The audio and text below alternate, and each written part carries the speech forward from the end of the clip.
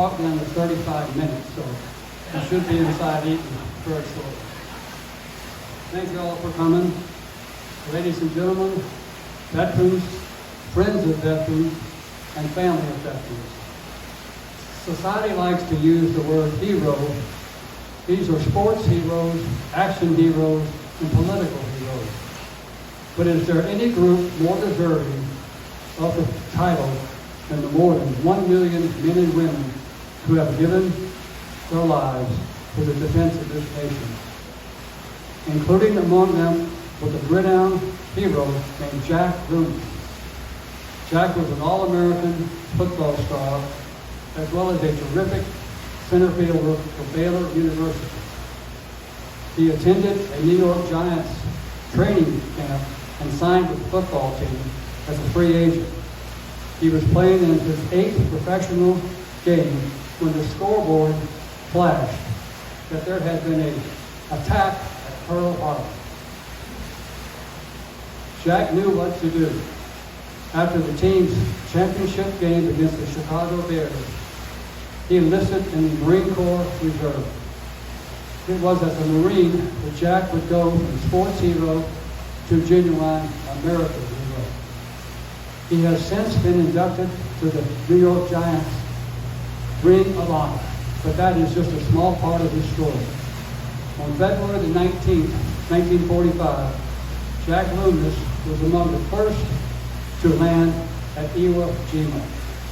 A leader of the rifle platoon, First Lieutenant Loomis slowly but relentlessly advanced with his men against entrenched enemy forces.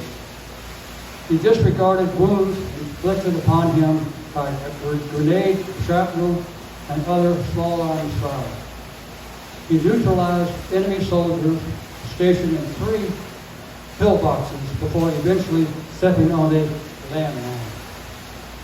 Jack attempted to stand even though his legs and lower torso were badly mangled. Rushed to surgeons who attempted to save his life, Lieutenant Loomis said, quote, "Well, Doc, the New York Giants lost a mighty good end today," unquote. He died on March the 8th, 1945, and America lost a mighty good hero. For his actions at Iwo Jima 80 years ago, Jack Loomis was posthumously awarded the Medal of Honor. Lieutenant Jack Loomis was one of the most famous heroes of one of the most famous battles. But there are so many others that we also remember. People who died while fulfilling their military operations. Navy Lieutenant Commander Lindsay Evans and Lieutenant Serena Weidman conducted multiple combat missions against Houthi terrorists in 2023 and 2024. The aviators both earned multiple combat medals for those actions in the Middle East. On October the 15th, 2024, the 2 trailblazing pilots lost their lives when their EA-18G Growler jet crashed during a training exercise near Washington Mount Rainier.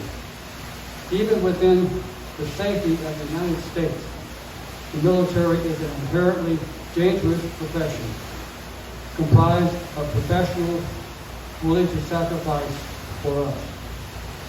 Sacrifice for others. This was the final act of yet another hero, Army medic Calvin Buchner. He died so others could live, said one of his eulogizers at a ceremony that occurred last year at Arlington National Cemetery. The speaker was not exaggerating. Specialist Boatnight was killed in 1965 while shielding and protecting 4 of his fellow soldiers in Vietnam. He was posthumously awarded the Silver Star. Approval for the estimated award was slow, a common practice to which most people familiar with the military medal process can attest. As a result, his original gravestone had no acknowledgement of his Silver Star. It was through the determination of other veterans that the injustice was finally corrected and his gravestone updated in 2024. A native of Washington, D.C., Specialist Boatwright lived only 24 years, but his legacy is still remembered 60 years after the passing. On the Vietnam Veterans Memorial Fund website, Boatwright was remembered by the platoon leader. His fellow soldier wrote, "I witnessed Specialist S. Boatwright's actions, which resulted in his receiving a posthumous Silver Star. I submitted my statement for a Medal of Honor, but it was rejected. Since in the deadly confusion, I was the only witness to his intrepid gallantry. I will never forget those moments where a conscientious objector rose up and became a dynamic hero in the face of deadly odds." 50 years ago, the Vietnam War ended. Much like our withdrawal from Afghanistan, history will be kinder to those who fought in the war than it will be to those policymakers who have managed it. For it is the veterans, not the politicians, who give us our freedom.